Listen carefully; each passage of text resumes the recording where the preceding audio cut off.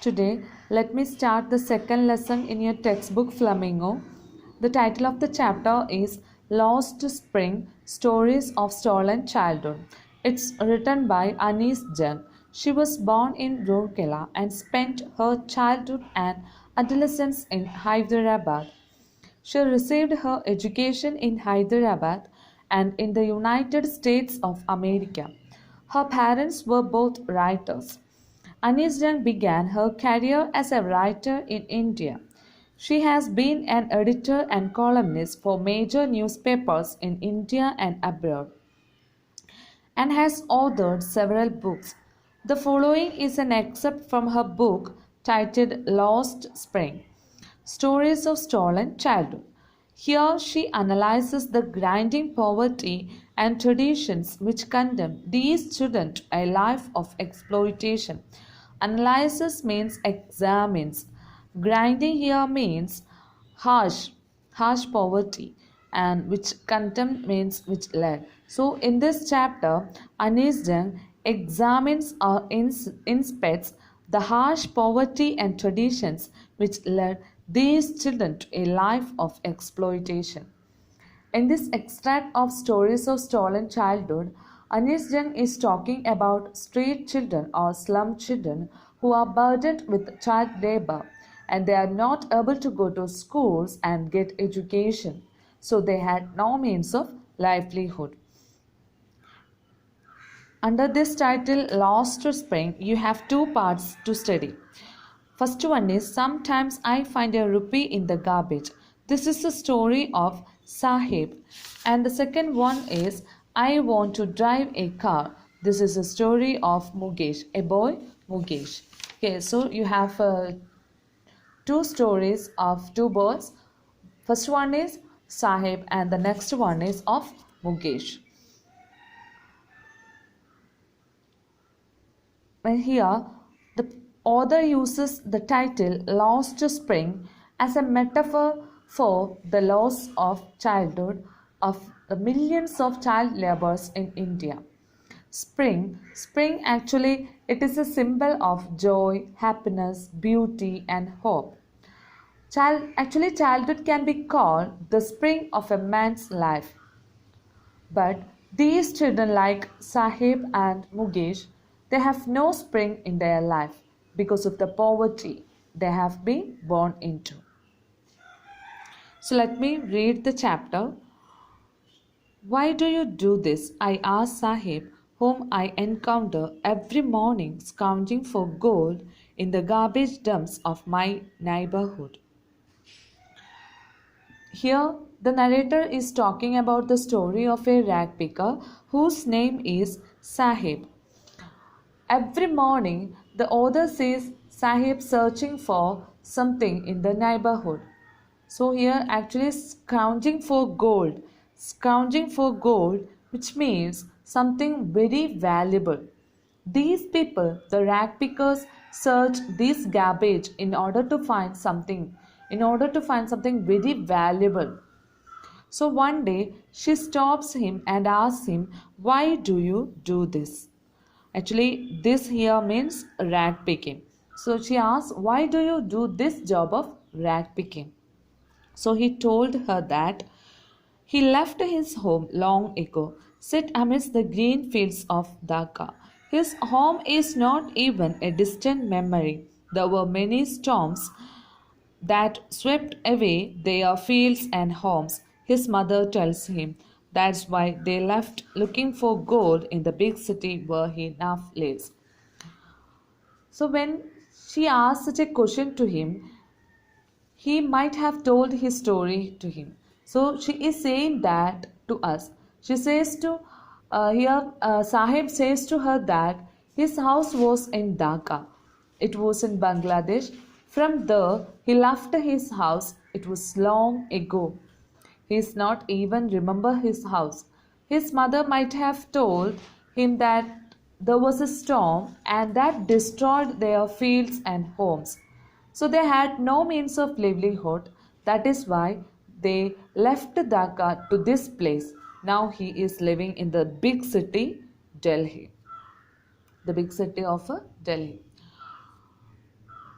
The writer again says that they left their place for looking for gold in the big city where he now lives. So gold here refers to something. Looking for gold. Gold here refers to something precious, which was not available in their hometown. For children, this gold means things like shoes, money, bags, etc. For elder ones, gold means food, shelter, clothing as means of survival. So he says that I have nothing. When she asks a question, why do you do this? He replies that I have nothing else to do. He mutters, looking away. Go to school, I say glibly, realizing immediately how hollow the advice must sound. So when the narrator asks, why do you do this? Sahib replies that he has nothing else to do other than this rag picking. Mutters means that speak in a low voice. Mutters here means that speaks in a low voice. So the writer then suggests him to go to school. He asks she asks him to go to school. I say glibly. Glibly here means thoughtlessly, realizing immediately how hollow the advice must sound. So then she realizes that her advice is meaningless for the poor boy. Then she realizes and she understood that how meaningless her advice is, because she thoughtlessly told that to a poor boy like Sahib, because he is a rag picker. There is no school in my neighborhood. When they build one, I will go. If I start a school, will you come? I ask, half joking. Yes, he says, smiling broadly.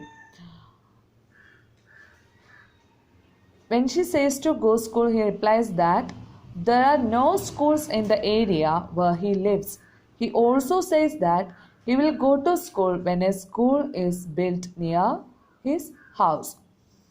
Then the writer asks him jokingly, suppose I start a school, will you come? Actually, it was a kind of joke. She never really meant it. He says that, yes, if you build a school, I am ready to come. A few days later, I see him running up to me. Is your school ready? It takes longer to build a school, I say, embarrassed at having made a promise that was not meant. But promises like mine abound in every corner of his bleak world. So a few days later, the boy stops the lady and asks, is your school ready? Because she told him that she is going to build a school.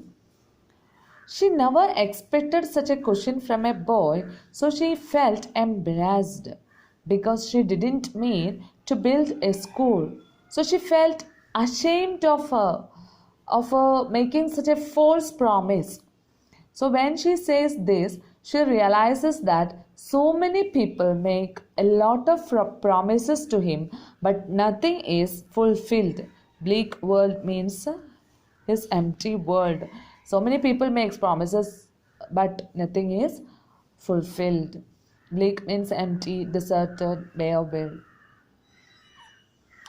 After months of knowing him, I asked him his name. Sahibi Alam, he announces. He doesn't know what it means. If he knew its meaning, Lord of the Universe, he would have a hard time believing it. So, since she knows this boy, one day she asked his name. He said that Sahibi Alam.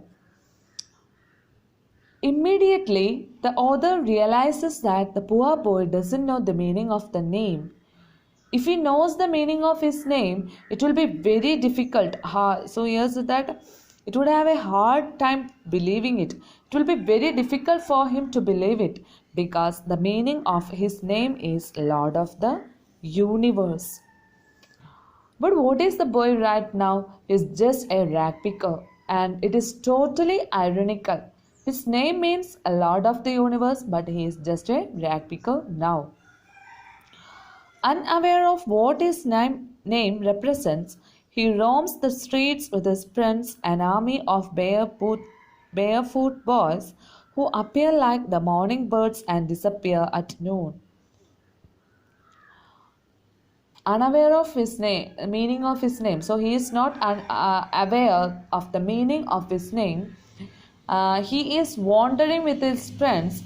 The author calls them as army of barefoot. Actually, they come in the morning like the morning birds and disappear at noon. So over the months, I have come to recognize each of them. Why aren't you wearing chapels? I asked one. My mother did not bring them down from the shelf, he answers simply. Even if she did, he will throw them off, adds another, who is wearing shoes that do not match. So here she says that within a few months, she started to recognize each of them from that army of barefoot. So one day, she asked one from that army of barefoot, why are you wearing chapels? So, do you think that has here what is his answer? My mother did not bring them down from the shelf. Do you think that he has his mother kept his chapels in their shelf? No, not at all. It's actually just a way of escaping from a cushion. Okay, so here we all know that he is so poor. That is why he comes for rag picking. So no chance for having him a chapel. Here the other boy said that even if she didn't, he will throw them off. Adds another who is wearing shoes that do not match. When I comment on it, he shuffles his feet and says nothing. So another boy among them replied that even if the mother had given him the chapels, he would have thrown them. The boy who said this was wearing the chapels, which actually do not match. When the other comment on it, the boy moves his shoes because here he wants to hide that. I want shoes, says a third boy who has never owned a pair all in his life. By hearing this, another boy said that he wants shoes, a pair of shoes, who has never had a pair of shoes all his life. Traveling across the country, I have seen children walking barefoot in cities on village roads. It's not a lack of money but a tradition to stay barefoot is one explanation. I wonder if this is only an excuse to explain away a perpetual state of poverty. So here, during her traveling, she had seen many children walking without chapels in cities, city roads, and on the village roads also. So she got an explanation. They said one thing that because of their tradition says to stay barefoot. She got an explanation of why they are barefoot is that their tradition asks them to stay barefoot. But I know this is only just a way of escaping from their continuous state of poverty. Perpetual state of poverty means that a continuous state of poverty. This reason why they are saying it's a way of escaping a way of escaping from their perpetual state of poverty. They don't want to reveal their poverty in front of others. So they say this many reasons like their tradition says to stay barefoot. All of us know that they are very poor and they don't have even chapels to wear. They don't have even food. But here what they are doing, they are trying to hide that by saying this reason like their tradition told them to stay barefoot to escape from their continuous state of poverty. I remember a story of a man from Udupi once told me as a young boy he would go to school past an old temple where his father was a priest. He would stop briefly at the temple and pray for a pair of shoes. 30 years later, I visited his town and the temple, which was now drowned in an air of desolation. In the backyard were lived the new priest. There were red and white plastic chairs. A young boy dressed in a grey uniform, wearing socks and shoes, arrived panting and threw a school bag on a folding bed. Looking at the boy, I remembered the prayer another boy had made to the goddess when he had finally got a pair of shoes. Let me never lose them. The goddess had granted his prayer. Young boys like the son of the priest now wore shoes, but many others like the rag pickers in my neighborhood remained shoeless. So here the narrator remembers the story of a man from Udupi. Uh, his father was a priest. Okay, his father was a priest, and as a schoolboy, he didn't have a pair of shoes. So while he was going to school, he would stop at the temple and pray for a pair of shoes. You can see that he would stop briefly at the temple and pray for a pair of shoes. After 30 years later, the author visited his town and the temple, which was now drowned in the air of desolation. Means that it means that an old temple in Udupi, it's an old temple in Udupi that has become so old and dilapidated that people no longer go to it.